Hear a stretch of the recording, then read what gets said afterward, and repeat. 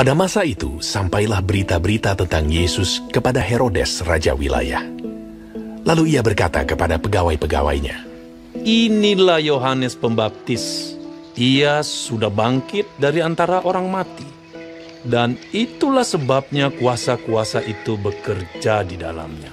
Sebab memang Herodes telah menyuruh menangkap Yohanes, membelenggunya dan memenjarakannya, berhubung dengan peristiwa Herodias, istri Filipus saudaranya.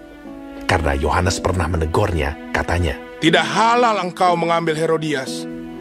Herodes ingin membunuhnya, tetapi ia takut akan orang banyak yang memandang Yohanes sebagai nabi.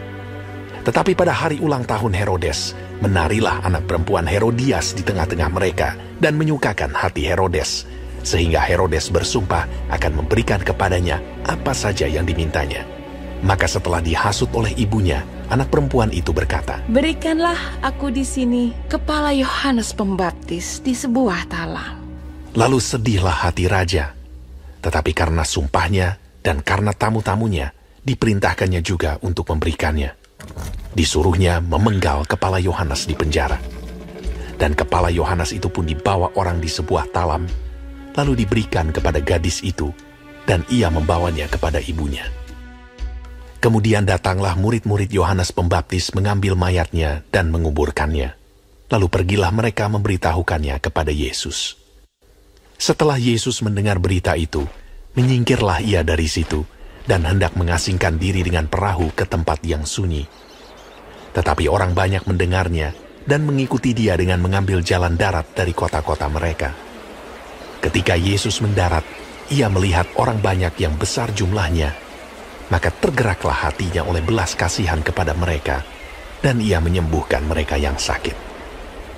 Menjelang malam, murid-muridnya datang kepadanya dan berkata, "Tempat ini sunyi, dan hari sudah mulai malam. Suruhlah orang banyak itu pergi, supaya mereka dapat membeli makanan di desa-desa." Tetapi Yesus berkata kepada mereka, "Tidak perlu mereka pergi. Kamu harus memberi mereka makan." Jawab mereka, "Yang ada pada kami di sini hanya 5 roti dan 2 ikan. Yesus berkata, "Bawalah kemari kepadaku." Lalu disuruhnya orang banyak itu duduk di rumput. Dan setelah diambilnya 5 roti dan 2 ikan itu, Yesus menengadah ke langit dan mengucap berkat, lalu memecah-mecahkan roti itu dan memberikannya kepada murid-muridnya.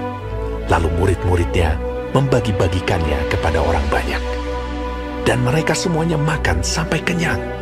Kemudian orang mengumpulkan potongan-potongan roti yang sisa, 12 bakul penuh.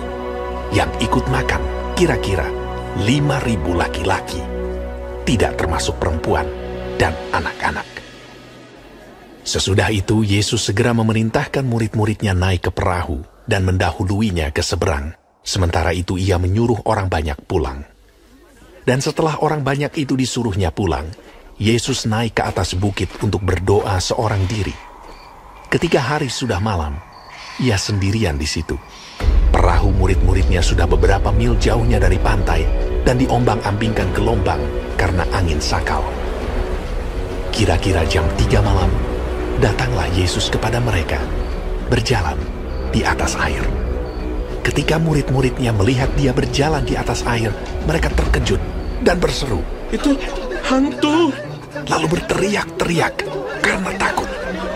Tetapi segera Yesus berkata kepada mereka, "Tenanglah, aku ini, jangan takut." Lalu Petrus berseru dan menjawab dia, "Tuhan, apabila engkau itu, suruhlah aku datang kepadamu berjalan di atas air." Kata Yesus, "Datanglah." maka Petrus turun dari perahu dan berjalan di atas air mendapatkan Yesus.